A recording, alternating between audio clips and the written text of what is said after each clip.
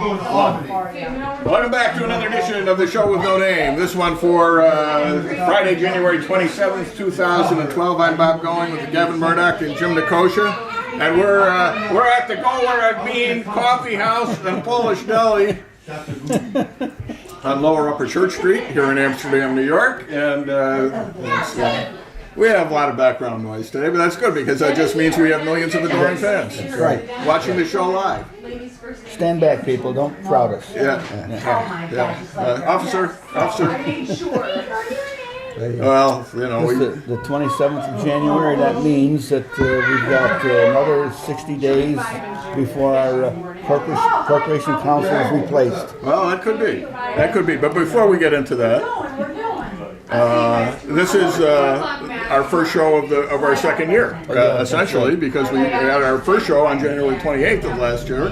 This is January 27th. So since we're not going to see him tomorrow, let's wish Gavin a happy birthday. Oh, that's right. Happy Big birthday, 6-0, Gavin. right? Yeah. Wow. Yeah, guess what? There's nothing to it. Time's fun to having flies. Holy cow. Just like yesterday I was back in Mrs. Conley's 6th grade class. That seems like You know how old Mrs. Conley was when she died? 60, 59. 59. She looked older than that when we had her in Yes, school. she did. We might have had something to do with that. I think you had a lot to do with it. She used to go and write these notes on the board, and you had to sit there writing these notes on the board. And she had a big room. There was probably 6 or 7 blackboards on that side that you had a copy. Yeah, she did have a big Yeah, and then she sat in that great big rostrum up there. Yeah, so she was. She had one of the pedestals. Yes, she did. Yeah. She was imposing. She taught my father in school, I believe. Really? Or she was teaching there at least when he was in high school. Yeah, yeah. And of course, her grandson Michael was in my class. Yes. He lives in what? But I didn't have Mrs. Conley. Did you have Mr. Resnick? I had Mr. Resnick, who I gotta say, I know a lot of people say nice things about Mrs. Conley. Mr. Resnick was one of my 5 best teachers of all time. Absolutely, he was terrific. Absolutely terrific. When I was in 6th grade, I was glad he wasn't my teacher. Well, he gave a lot of homework. Yes, and he gave a very large writing assignment Yes, he over did. Easter break, and I was so thankful I was not one of the ones that had to He do that gave writing assignment. long writing assignments every day, and you know what? That was great. You know, the homework would be give me a page on the reign of Nebuchadnezzar, you know, and stuff like that. I mean, wow. Just putting the guy's name on was a whole page, Nebuchadnezzar. That's right. Well, yeah, for those of us who. Large penmanship. Oh, he was great. He was great.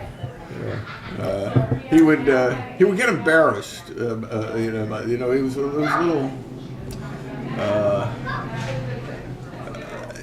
Gary Thomas was in my class. Was almost a next door neighbor to the Resnicks in Fort Johnson. So, like the first day of class, he called him Rich because he called him Rich all his life. And Corky, come here. That's not how we do it in class. Wow. At one time, he had interesting techniques. Looking back, interesting governing techniques as opposed to teaching techniques. He had interesting teaching techniques too, but governing techniques. One day, my grandparents arrived unexpectedly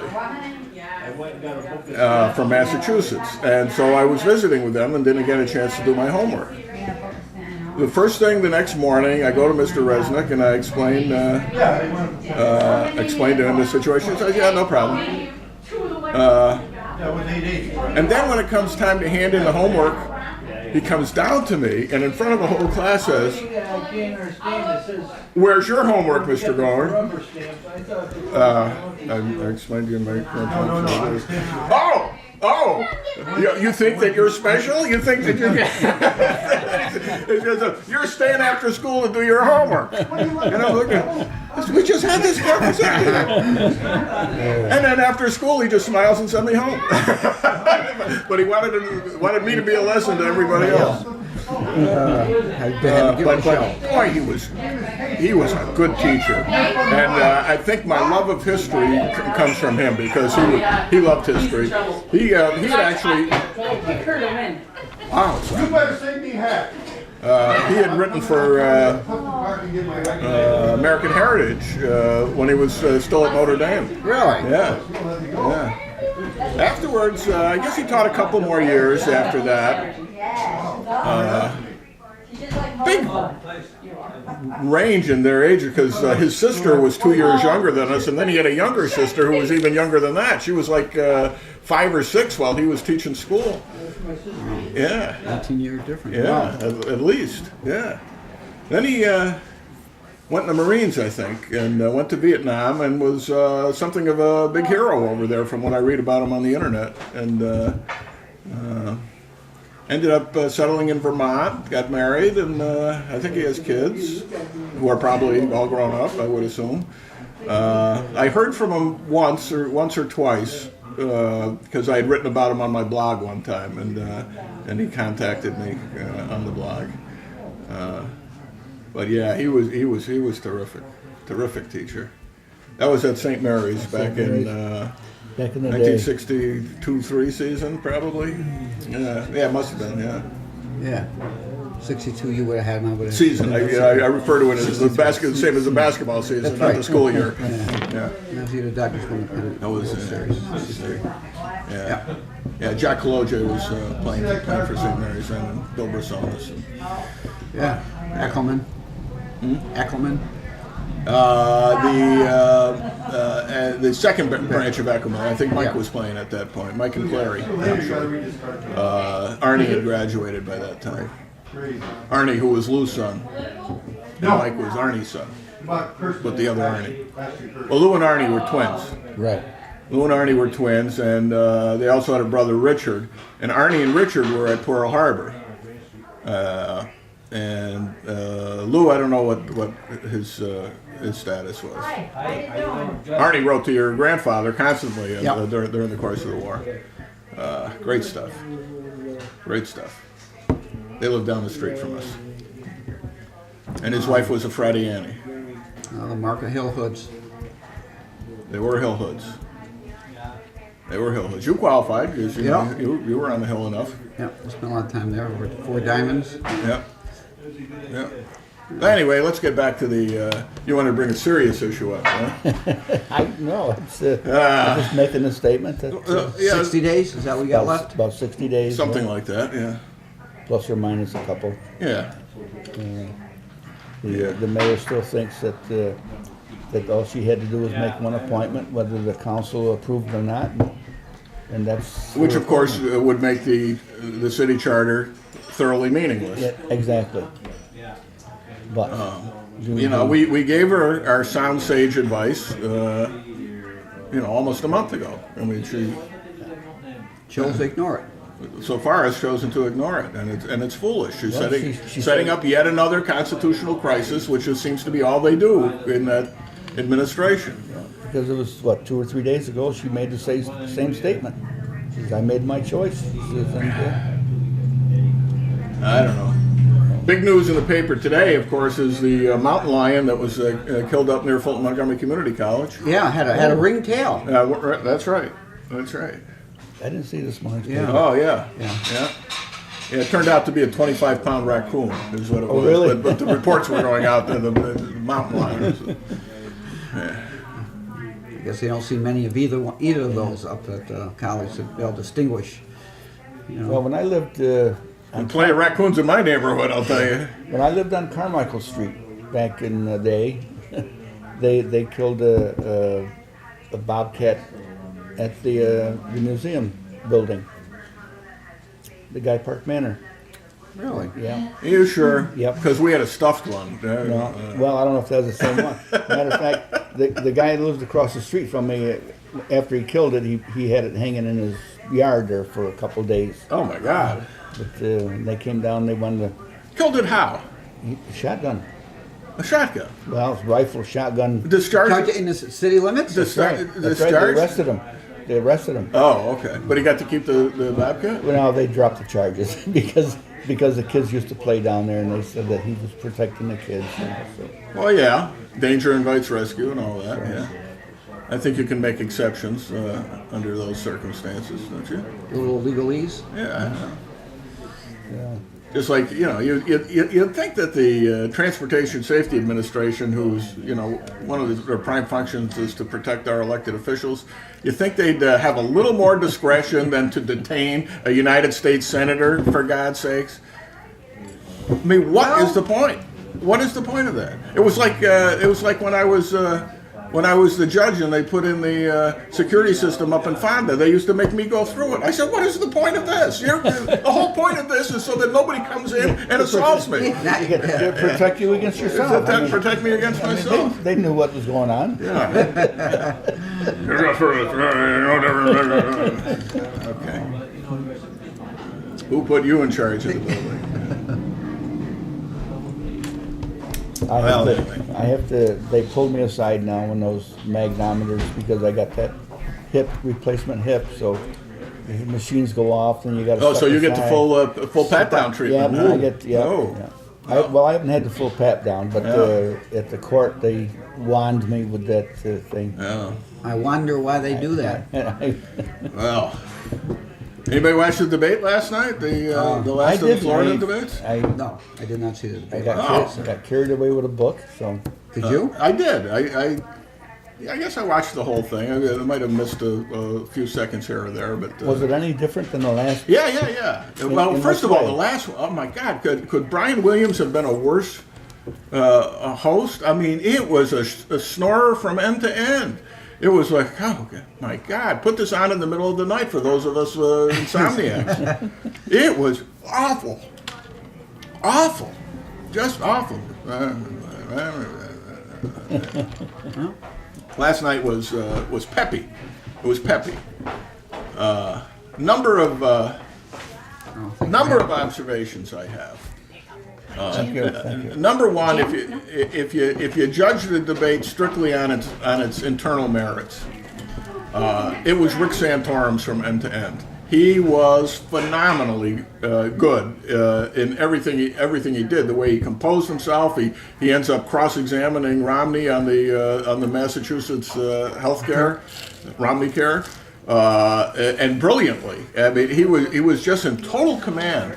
And while the others are nitpicking each other, you own this stock and you own that stock, he says, cut it out. Yeah, and he says, can we please get off these? There's so many important issues of the day. Can we please get off whether the congressman used his skills to do this and the other guy got rich? So what? He says, let's talk about what's really important. It was good. Then the other thing.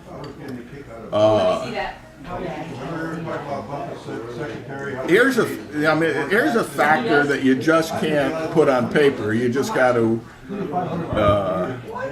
see it as it develops, and that is, it's a 162 game season. Yeah. And these guys are getting tired.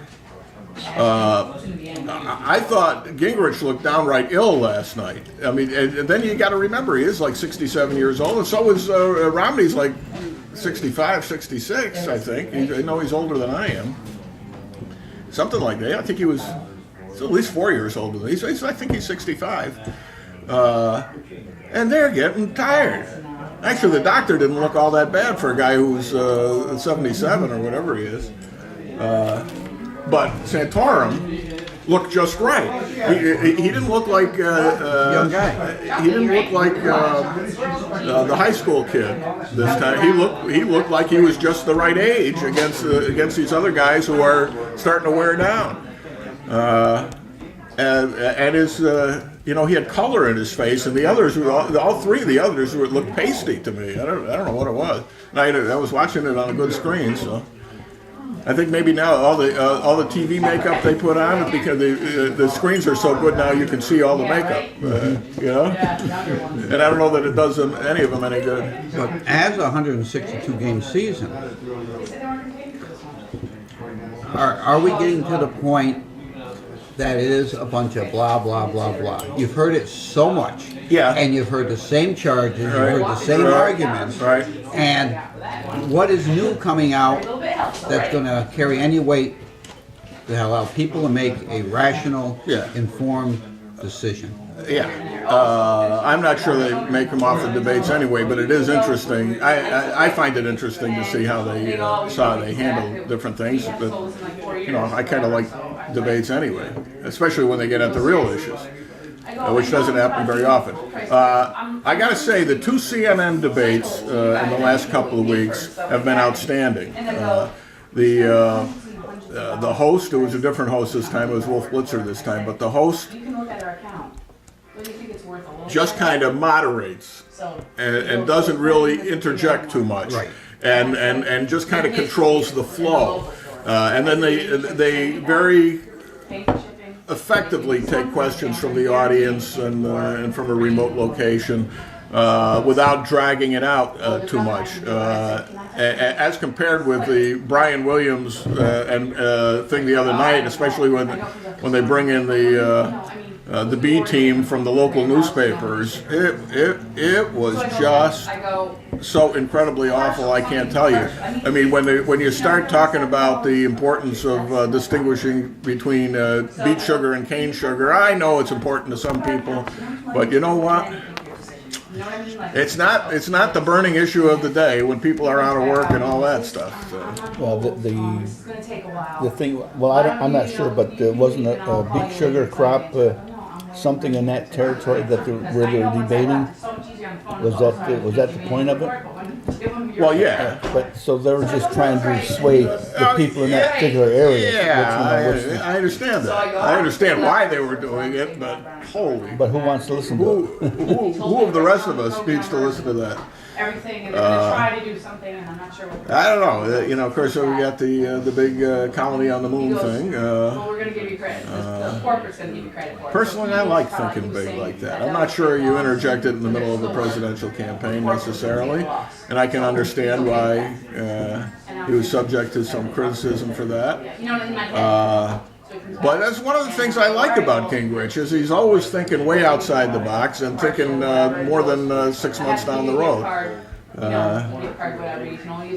I think it'd be cool to have a moon base alpha or whatever.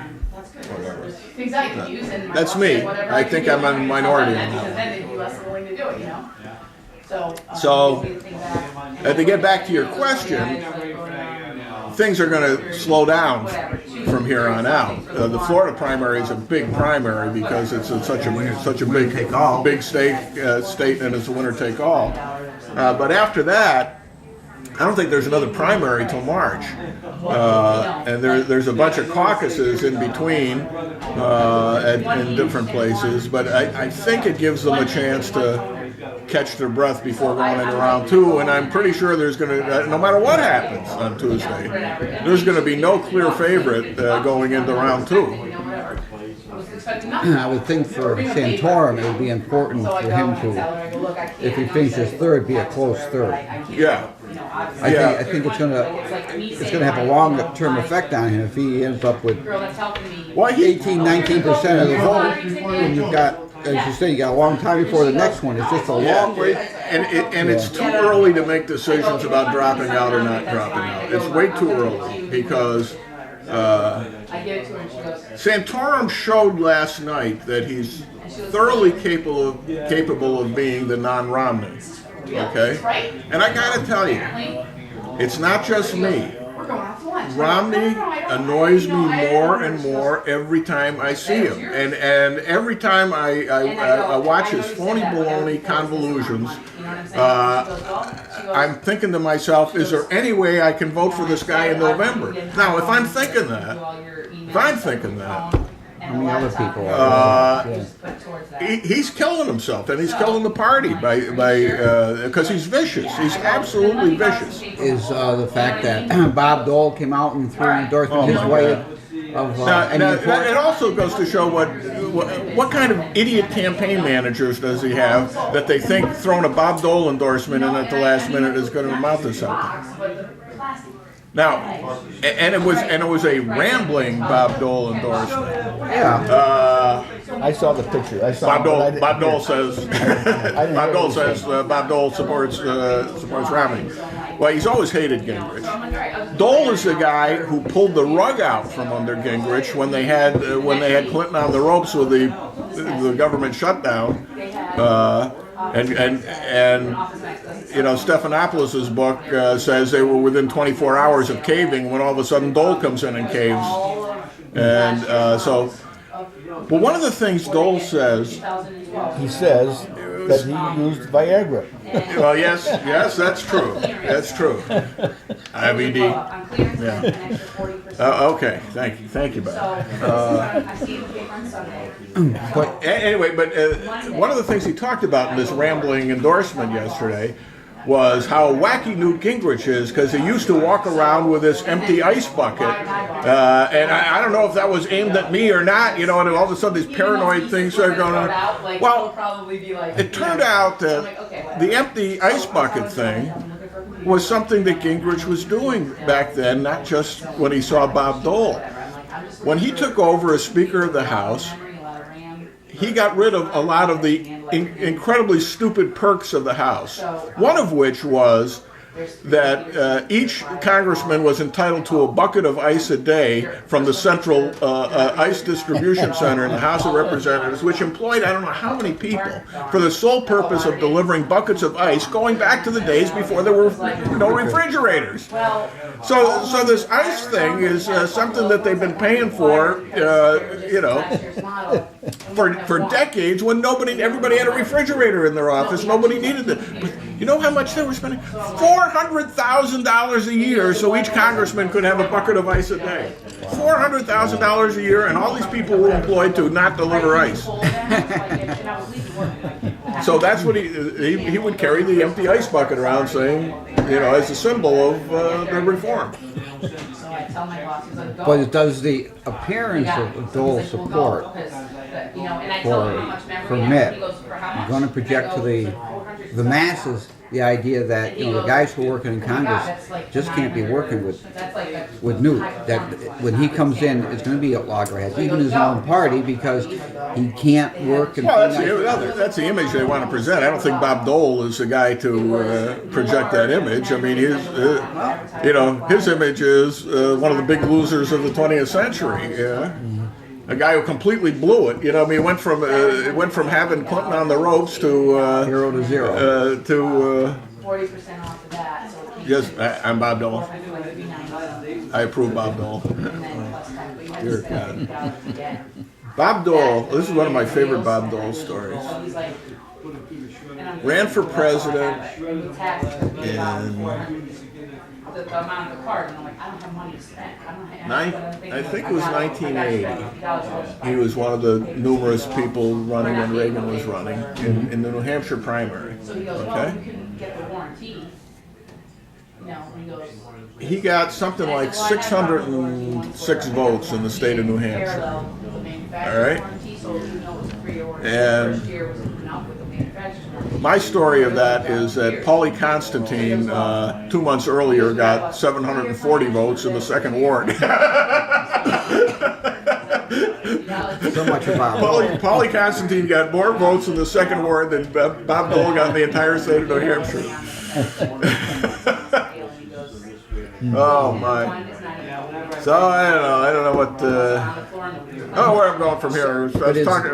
Go ahead. Is the hiatus that we're going to have for a while, is that going to benefit the party in general, or either one of those guys specifically? No, I don't think so.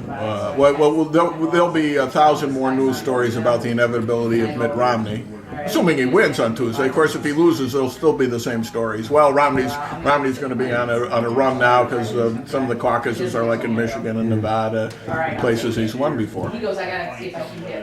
But holy cow, boy, is he pissing off the base? I'm telling you. Florida's winner take all. The stuff I'm reading on Free Republic every day, they are the folks are don't want to have anything to do with them. He kind of has the Obama speech of not being sincere about what you're saying. He's saying the words, but his body language, his eyes and face just doesn't sell it. Yeah. You know, I mean, Clinton, I didn't like Clinton, but he could sell you anything. I mean, he had that sincerity felt And you know what? in what he had to say. Mitt had a Clinton moment last night, or he tried. He tried. A woman got up from the audience and said, you know, I've worked for 10 years, now I'm unemployed, and I can't get health insurance. What are any of you going to do about it? And every once in a while during the course of the subsequent discussion, Mitt would look over at her and say, and we've got to take care of this, you know, like the I feel your pain moment. Only as unctuous as it was when Clinton did it, Mitt trying unctuous it just comes off so badly. Another thing was he was lively last night, and he took it to new. But he gets like. Wolf asked him, now you said this in your commercial. Well, I don't know if that was my commercial, you know, and I don't know that I said that, blah, blah, blah, blah, I'm not sure what it means, but. And before the discussion is over, Wolf has a transcript of what exactly it said in the commercial. It was his commercial, and it ends with, I'm Mitt Romney and I approve this statement. Well, okay, that looked really bad. And again on that exchange with Santorum on the health insurance, Santorum just you know Romney's trying to show how it's completely different, you know, Massachusetts and Massachusetts we do this no, it's just a fine. And Santorum says that's exactly what Obamacare is. They took your fine principle and applied it here. And he talked about how because of the Romney care, the cost of insurance has gone way up. So people are paying the fine rather than buying the insurance, because they've got this the no waiting period thing. So they pay the fine, which is cheaper than the insurance, and then they and then when they do get sick, then they sign up. Then they get their insurance and get covered. You know, the pre-existing condition clause, which I mean, all you got to do is have half a brain and realize that this is going to be a serious problem. People are not going to get the insurance until they're forced. Until they have to. Until they get sick. You give them a pre-existing clause, and they say, sure. Yeah. Oh yeah. And there's so many and that's ways what, to opt out of it. So many of the exemptions that are there that you really haven't arbitrary exemptions. Included a large enough pool anymore to make it be competitive enough to force it to be cheaper. It's just crazy. It's like the Montgomery County insurance plan. I was going to say, I was just going to make, which consortium you're talking about? Which consortium? There is no consortium. The one that the Phantom one, or the one that's... The Phantom one. The Phantom consortium. That nobody knows about. Nobody knows what they do. Nobody knows how they spend their money. Nobody knows, yeah. But they have $700,000. They have $700,000 of the county money, and I don't know how much they got of the city's money. They got a whole bunch of the city's money there, too. The whole idea of putting that together was to protect Patsy Bay. I mean, you know, that was the whole plan from the beginning, so that a change in the Board of Supervisors or a change in city government wouldn't cause him to go out the door. Well, he formed his own company now. From what I'm not positive, but I don't think he works for Benetech anymore. I don't know. Because Benetech does not cover the city insurance. Oh, yeah. I don't know. No, I do know, because I talked to them yesterday. Yeah? And because there was one of my bills weren't paid, and she says since July they no longer represent the city. Really? Who does represent the city? I'm not sure. Pat Bay has got his own company now. Well, okay. Let's not get you sued. So, because he does that, you know, if you complain about him, he sues you. Oh, really? Yeah. Don't you remember he sued you for saying he wasn't a broker, a licensed broker? No, I don't remember that. Then Healy died just before they were going to settle the case. Anyway, so this, I was sort of, I was there at the beginning of this thing back in 2007. I went to the first board meeting. I think I was an ex officio member of the board, and I had a lot of questions to ask. Oh, wait a minute, what about, because there was like, you have to give like a year's notice to opt out, and blah, blah, blah. And at that time, we were going to bring the college and the school districts in, and all that stuff. And that, I don't know that ever, I guess that never happened, or there weren't enough they brought in. So I think it's just the city and the city and the county now. It's not even including the college, I don't think. I don't think the college could be included because they weren't. Whatever. Yeah. This is the interest. I mean, it's. Okay. So they have an entity which has no basis under the law that is spending all kinds of money. I understand they have hired staff, but we don't know who they are or what they're getting paid, and they're like shocked that anybody would even question it. Garbage water. And apparently got enough votes that they were able to table the resolution to get rid of what doesn't exist. Incredible. Well, I guess there's a couple things that the chairman of the county was supposed to sign, Right. and he never signed it. But one of the other Boy, Demeza signed it. Who's on the board? Who's like chairman of the insurance board? Now, I don't know whether he gets paid separate for that or whether or what the story is, but yeah, he just signed that as yeah. Nor did the mayor sign anything. All the city's got this insurance. Well, it's weird. That's all I can say. And of course, Heather was in the Baya camp. So when she was the city controller, it was Patsy Baya who suggested her for the job to begin with. So I don't know that she was looking too deeply into that or anything else from what I'm reading in the papers. Politics are deep and dark and usually dirty on the bottom. Yep. Yep. Well, they had a meeting the other night with the finance committee for the city, and the only thing they came up with is they've only got $98,000 leeway in the new budget For raising taxes. taxes. Yeah. And I think $98,000 would not even cover the raises for the public employees. Oh no, it couldn't possibly. Yeah. So Yeah. nobody knows what's going to happen.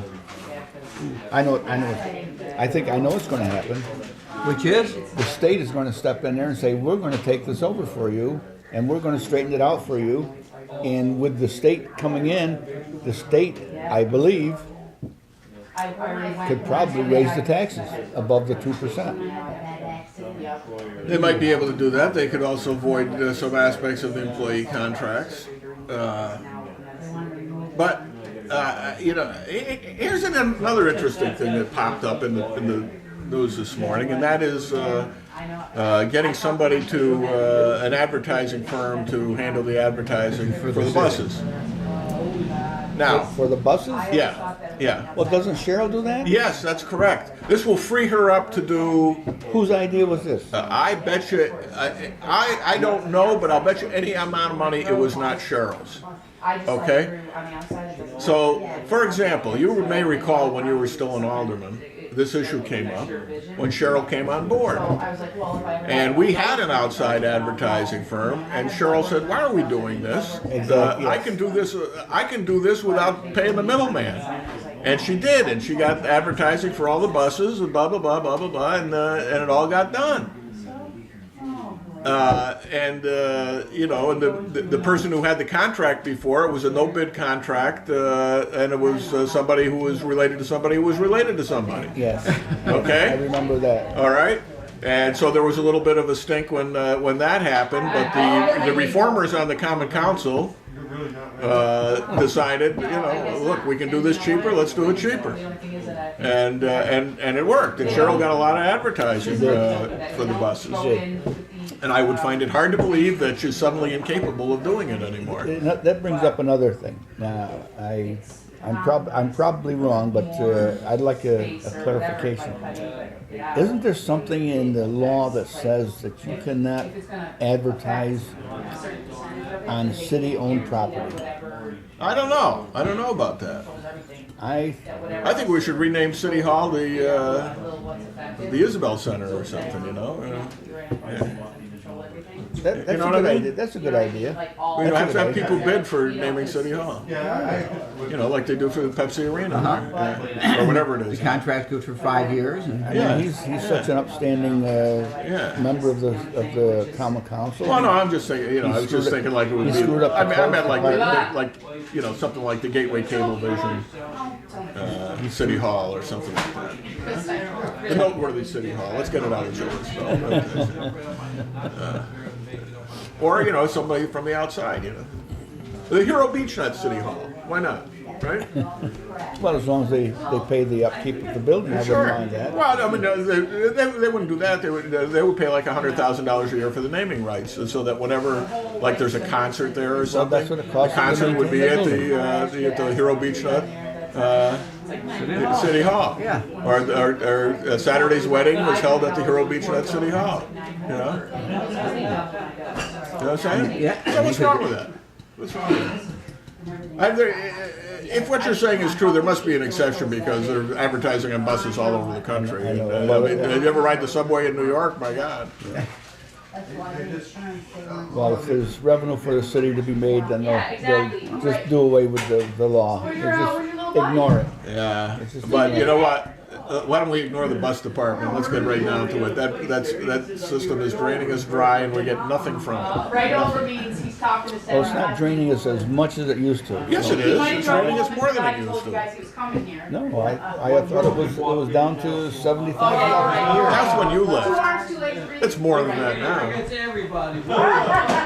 Really? Yes. You think these people have been watching the budget since you left? Yeah, that's it. good question. I don't good think question. anybody's been watching the budget. That's right. That's right. So, Do they have a budget? I don't know. Clyde will be mad at me for saying all this. They got an office there for the budget officer, but the thing is in such disarray and so muddled. It'll take him probably another 60 days to figure out what's going on. You're talking about the controller. Well, yeah, Yes. I guess Yeah. that's when they put it on their calendar. That's Well, how- that's how I guess bad it I is. was just kind of referring obliquely Except to now they have the one week, so they're probably you're gonna have to come on Friday.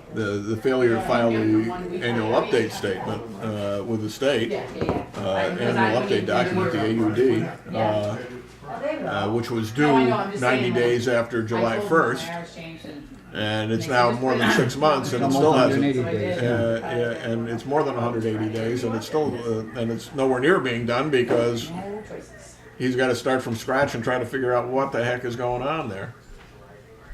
And I gotta say, there's no excuse for the prior controller not doing that. No. None whatsoever. I understand she wasn't healthy, that she had a bad knee and all that, but there's no excuse for that document not getting done. Somebody should have done it even if she didn't. From what I understand, they tried, and she would stop them, saying that they didn't know what they were doing, that she knew what she was doing, and what they wanted to do was all wrong. And She knew what she was doing. She was screwing the city. But she didn't do it. she didn't do it. She screwed everything up. Yeah. Really, really bad. The fact that she didn't do it is all you need to know. Anything else is an excuse. Yes. Yeah, and as Bill Lamphere, who was the 110th guy over the Remagen Bridge, once told me, in the Army, there's only 3 correct answers to an officer. Yes, sir, no, sir, and no excuse, sir. That's it. There was no excuse for that to happen. No excuse. No excuse. All right. So that's where we are. Anything else going on? Yeah. We, of course, devoted last week to Bobby O'Brien at the beginning of the show, and it looks like Looks like there's going to be some kind of service for him tomorrow, but it's not completely gelled yet. And by the time most people watch this, it'll be over anyway. But I spent the week trying to track down any relatives he might have. I finally came up with one this morning. Oh, really? Yeah. I found a first cousin once removed in Connecticut. What I did was I got access to his Facebook, and I sent a blanket question out to everybody who would receive notices from him. And presumably the people who would receive notices were the people he knew best, at least on Facebook. So, for one thing, it allowed me to notify everybody that he had died, and then the other thing was I did get some responses from his hometown, from people who knew him growing up, and things like that, and finally from an actual bona fide relative. Yeah. So, but what a mess. Sure. What a mess. Good guy.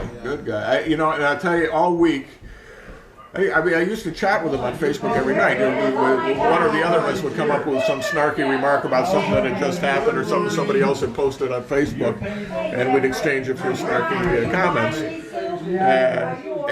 every time I see something, I automatically sit down and start typing to him, and nobody's going to read it but me. Pretty girl walked in, huh? Distracted you for a little while? Yeah, that's what we saw. It's going to free up a lot of my time, though, I think. Work on your book. Yeah, you gotta Work on my book. somehow, I understand. Now, neither one of you guys showed up for the. Well, you were busy. What was your excuse? My granddaughter showed up, so. Oh, okay. I You said watched you're very particular I watched it about twice. what you like. Did you really? Yes. I said 2 arms, And- 2 legs, and No, we're talking about the Amsterdam Reads World War II program that was last Sunday at the Century Club. And I mentioned to you on Facebook my criticism. I'll mention to you again now. It's just too damn short. Right. It's one of those things that it's great, and you don't want to end. You want to keep going. And as I said toward the end, we could go on for days with this. Yeah. Now, I did edit it because there were a lot of stuff I just didn't get. I don't have film of the Amsterdam chorus singing. There was a drill routine done by the ROTC. by the junior ROTC, which was terrific. I was shocked at how good it was. And I thought the camera work for your first speech was very good. I've never seen you look better. For the first part? Yeah, absolutely. I saw the first. The first part where all you see is my tie. Yeah. Excellent, Kyle. Good choice. Good choice. But it was Many people said that. the information you provided and the insight. It was great. And I'm sure a lot of the people who were in the audience, the vets, knew snippets of everything, but not everything. Right. Talked Oh, yeah. about it, and it was absolutely fabulous. And it was nice that there were people in the audience that I could work off of. Rosalie Riccio was there, so I could mention the Riccio brothers and her father, Judge Alisi, and Marianne Riley was there, so I told the Dutch Story story. about him being on Uncle Sam. Yep. I worked with Traskus for about 8 years. Don't slip. All the time, I never knew he was a POW. Is that right? You worked with him on the fire department. Yes. Yeah. Yep. I never knew it until And I think it was last year. I'm at the memorial on Locust Avenue, and they were calling the veterans up, and they said Mario. I was talking to Mario, and Traskus See, was 2 there, arms, 2 legs. and I didn't recognize Traskus. I'm standing next to him. So Mario says, come on, let's, you gotta go up there with me. Yeah, no, look at that. I said, we work together. So that was the first time I knew it.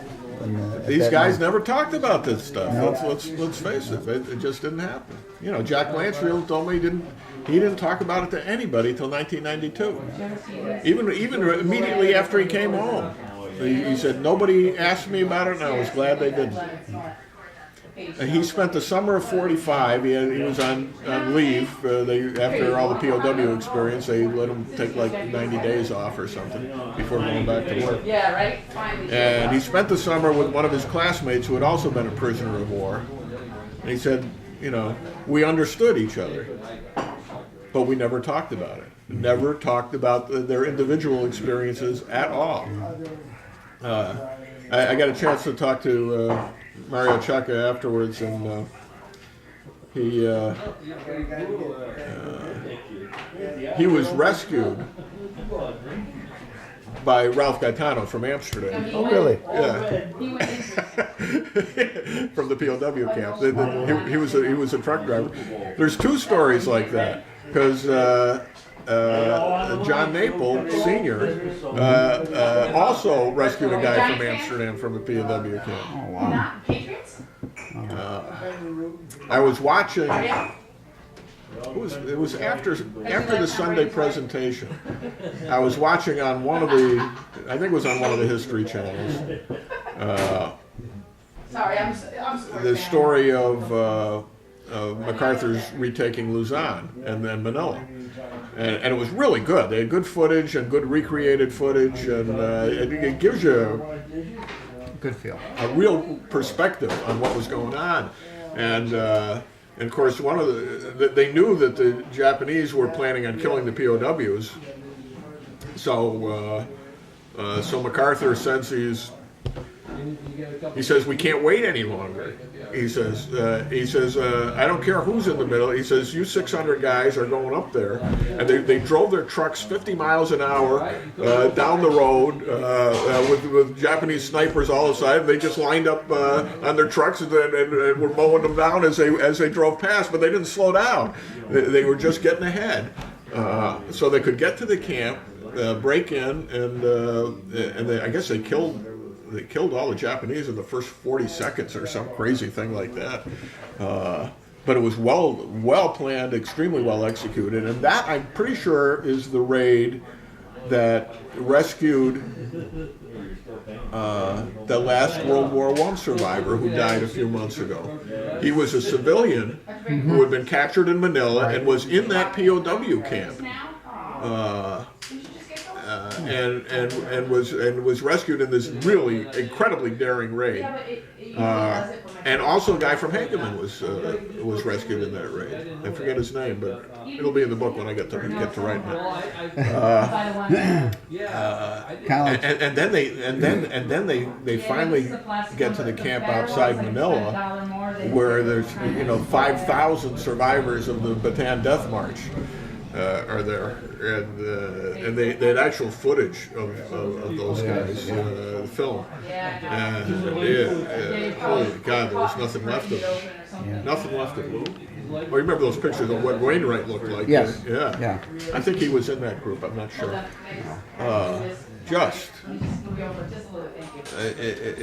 As I said at the presentation, you just can't. Civilized nations just cannot conceive of the brutality. No. They had, when they knew they were losing Manila, and they had no escape.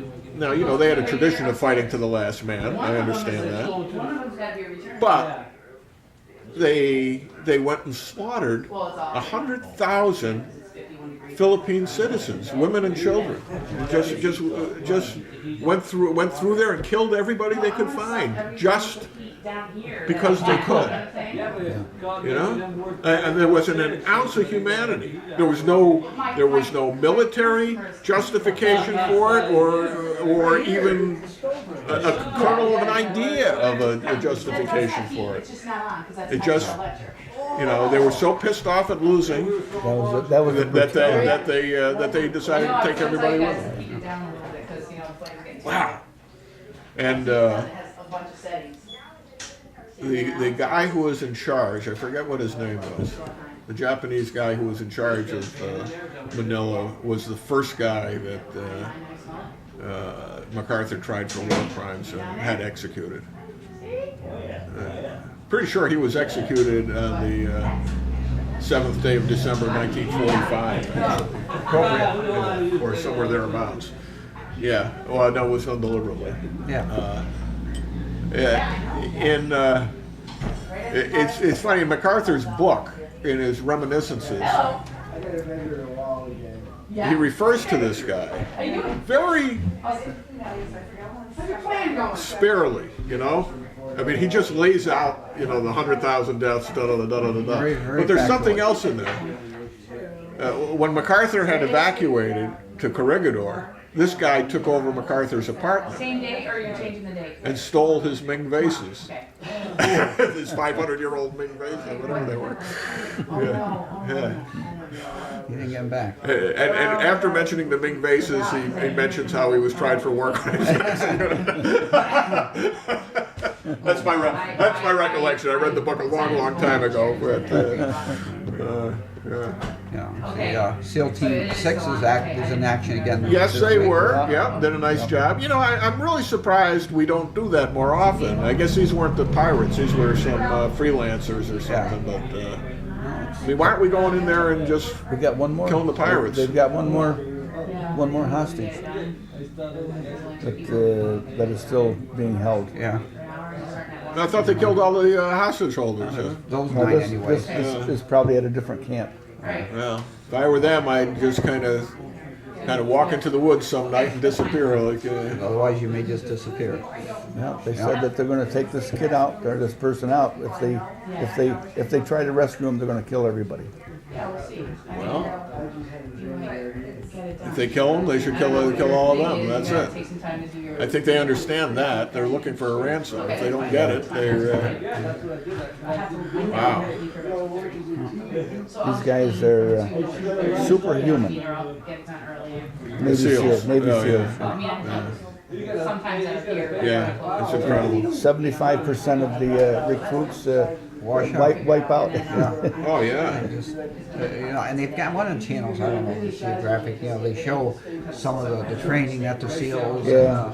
all the special forces go through. It's like, it's unbelievable. It really is. It's You gotta stay underwater for 2 minutes without making any bubbles, with your legs and your hands tied. If they want to continue, yeah. That's Well, unbelievable.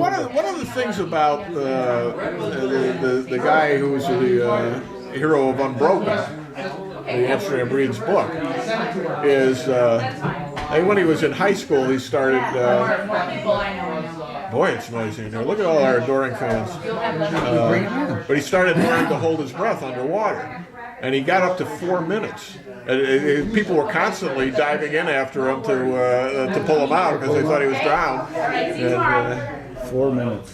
4 minutes. Cream? And that absolutely helped him survive both the plane crash and all his other experiences. Well, I hate to put a curtain on this, but I need to go back to work. Well, it's important. Unfortunately. It's important. gonna take care of this. And I think we're going to have a what? Huh? I don't think so. I don't think so. What? Gavin, I just went outside because I had a dam of. Anyway, that about does it for this week. Bob Going with Gavin Murdoch and Jim Nakosha. We'll be back next week with more of The Show with No Name.